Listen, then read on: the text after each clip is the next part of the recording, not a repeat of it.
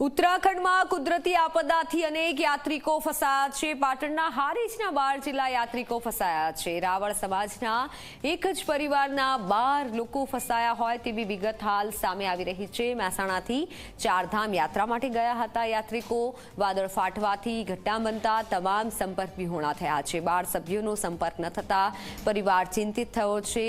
લગભગ 12 જેટલા પરિવારના સભ્યો કે જે ઉત્તરાખંડ દર્શન માટે ગયા હતા પાટણના સભ્યો છે। એક જ પરિવારના 12 સભ્યો છે। પરિવાર અત્યારે ચિંતામાં છે। ચારધામ યાત્રા માટે આ ગયા હતા પરિવાર, પરંતુ ત્યાં હાલ જે પરિસ્થિતિ છે તેના કારણે લોકો ફસાયા છે। મારા મમ્મી પપ્પા ને લોકો ચારધામ યાત્રાએ ગયેલ છે અને કાલ બપોરથી એમનો કોઈ સંપર્ક થતો નથી। મારું કુટુંબ પરિવાર આખું બધા ત્યાં જ છે। બરોબર, કેટલા લોકો ગયેલા છે? 20 થી 21 લોકો ગયેલ છે। લાસ્ટ કોન્ટેક્ટ ક્યારે થયેલો? ગઈકાલ બપોરે 1 વાગ્યા પછી।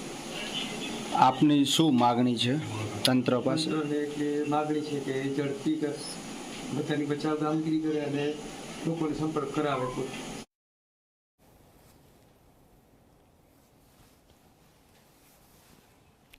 ઓનલાઈન પર સંવાદદાતા પ્રેમલ જોડાઈ ચૂક્યા છે। પ્રેમલ, શું કઈ ભાડ મળી છે, કઈ જાણકારી મળી છે?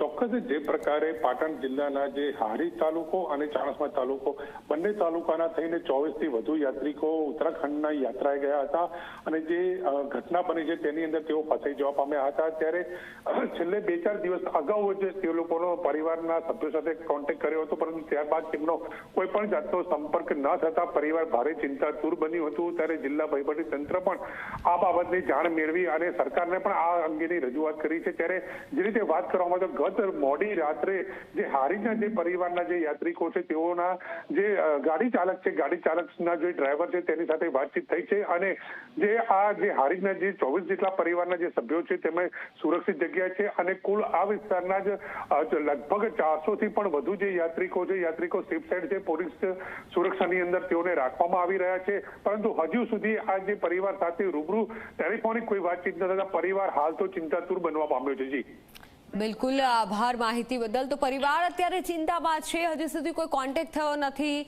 પાટણના આ તમામ લોકો છે, 12 જેટલા યાત્રિકો ફસાયા છે।